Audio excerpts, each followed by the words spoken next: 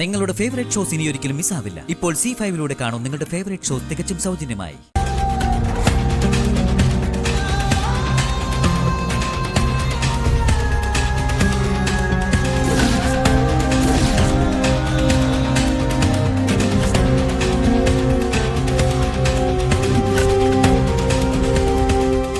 അടിക്കാനല്ലേ പറഞ്ഞത്? അങ്ങനെ ഇവനെതിരെ സംസാരിക്കുന്ന എല്ലാവരെയും ഇവൻ വകവരുത്തി. ഈ വിവാഹത്തിന് ഞാൻ എതിർത്തപ്പോ എന്നെ സഹായിക്കാൻ സാധ്യതയുള്ള എല്ലാവരെയും ഇവൻ എന്നിൽ നിന്നും അകറ്റി.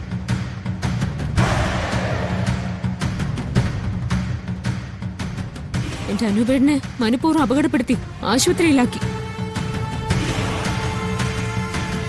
കള്ളം പറഞ്ഞ് സന്ധ്യ ഡോക്ടറെ ബാംഗ്ലൂരിൽ വിളിച്ചു വരുത്തി അവരെ തട്ടിക്കൊണ്ടുപോയി പൂട്ടിയിട്ടു. പിന്നെ എന്റെ സച്ചിനെ ട്രാപ്പിലാക്കി ഉപദ്രവിച്ചു. നീ എന്ത് കരുതി? ഞങ്ങൾ എല്ലാവരും പാവങ്ങളായതുകൊണ്ട് എല്ലാവരെയും പറ്റിച്ച് നിനക്ക് സ്നേഹയെ സ്വന്തമാക്കി ഇവിടുത്തെ സ്വത്തുക്കളുടെ എല്ലാം അവകാശിയായിട്ട് വാഴാന്നാ?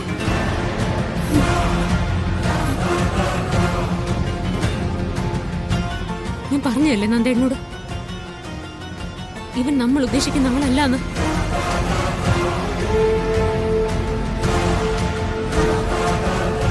എല്ലാവരോടും ഞാൻ പറഞ്ഞില്ലേ, ഇങ്ങനെ എല്ലാവരും തകർന്നു നിൽക്കുന്ന ഒരു സാഹചര്യം ഒഴിവാക്കാൻ വേണ്ടിയാ എല്ലാവരുടെയും കാല് പിടിക്കുന്ന പോലെ ഞാൻ പറഞ്ഞത്.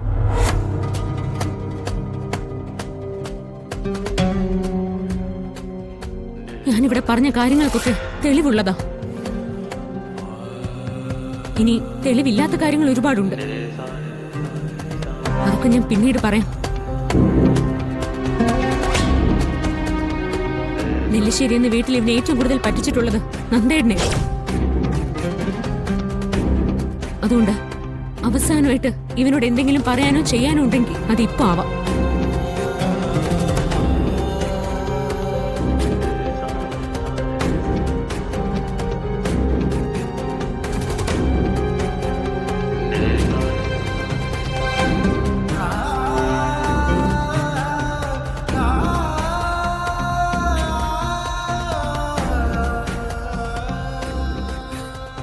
എന്നെ പറഞ്ഞു പറ്റിച്ചതിലുപരി നിന്നെയാ ഇവൻ കൂടുതൽ ചതിച്ചത്. സ്നേഹിച്ച് ചതിക്കുന്നതിനപ്പുറം ചങ്ക് തകരുന്ന മറ്റൊരു കാര്യമില്ല. നിന്റെ ജീവിതത്തെ, നിന്റെ സ്വപ്നങ്ങളെ മുഴുവനായി തകർത്തവനായവൻ. അടിക്കവനെ.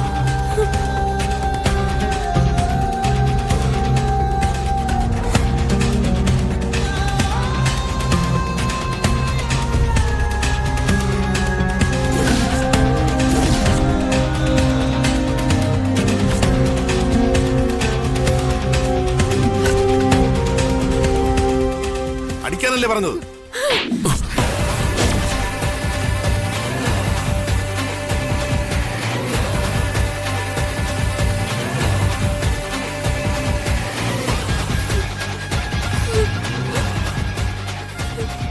എന്റെ സച്ചിയും സന്ദീപിനെയും പോലെ ഒരു കൂടപ്പിറപ്പായ നിന്നെ ഞാൻ കണ്ടത്. പലപ്പോഴും അവരെക്കാളേറെ നിന്നെ ഞാൻ വിശ്വസിച്ചു. സച്ചി അർച്ചനയും എല്ലാവരും മാറി മാറി പറഞ്ഞതാ നീ ശരിയല്ലെന്ന്.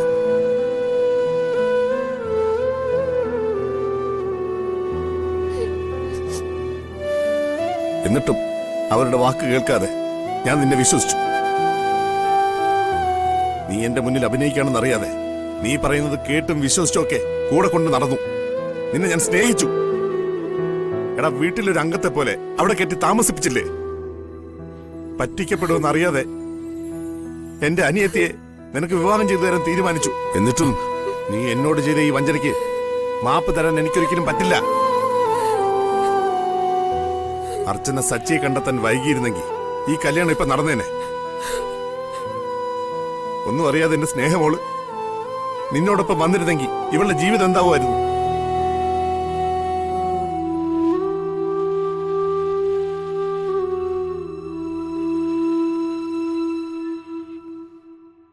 എന്നെയും എന്റെ കുടുംബത്തെയും ചതിച്ച നിന്നെ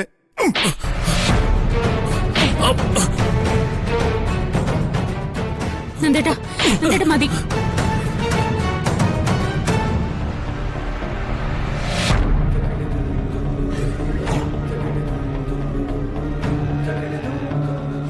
നീ ഒരു തവണ എന്നോട് പറഞ്ഞത് ഓർമ്മയുണ്ടോ നിനക്ക്?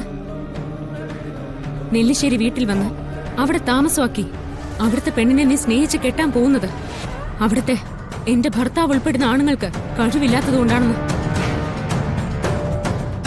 ഇപ്പൊ നിനക്ക് മനസ്സിലായോ? എല്ലായിടത്തും നീ കണ്ട ആണുങ്ങളല്ല നെല്ലിശ്ശേരിയിലെ ആണുങ്ങളെന്ന്. അർച്ചന, ഇവനെ അങ്ങനെ വെറുതെ വിടരുത്. വെറുതെ വിടുന്നില്ല നന്ദേട്ടാ. ഇവനെ കൊണ്ടുപോകാനുള്ള വണ്ടി പുറകെ വരുന്നുണ്ട്.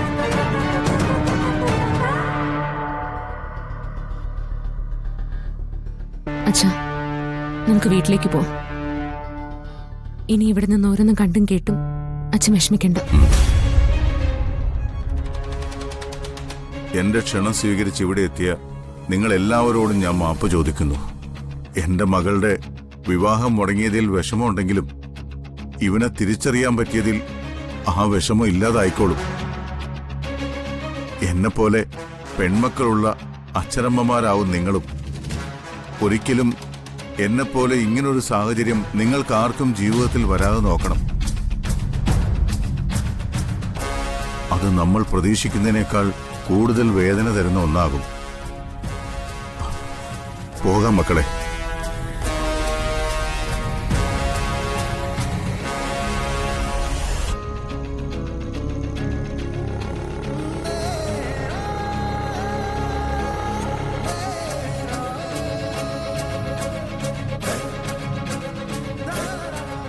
നിനക്ക് ഇവനിൽ നിന്നുണ്ടായ എല്ലാ സങ്കടങ്ങളും ഇപ്പോ ഇവിടെ ഉപേക്ഷിച്ചിട്ട് വേണം നീ വരാൻ. എങ്ങനെയുള്ളവർക്ക് വേണ്ടി കരയുന്നത് തന്നെ എന്റെ മൂക്ക് കുറച്ചില്ല. അനകെ, നീ സ്നേഹ വണ്ടി കൊണ്ടിരുന്നു.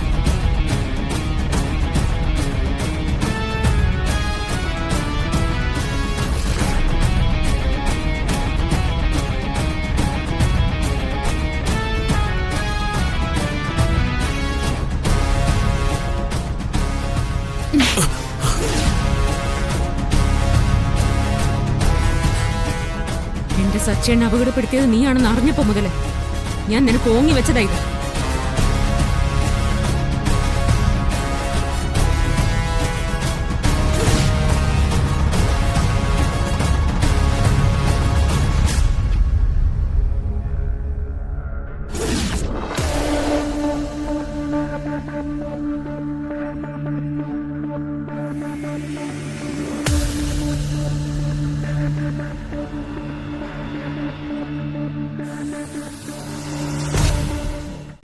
ഡൗൺലോഡ് ചെയ്യൂ C5 ആപ്പ്. കാണൂ എല്ലാ എപ്പിസോഡുകളും സൗജന്യമായി.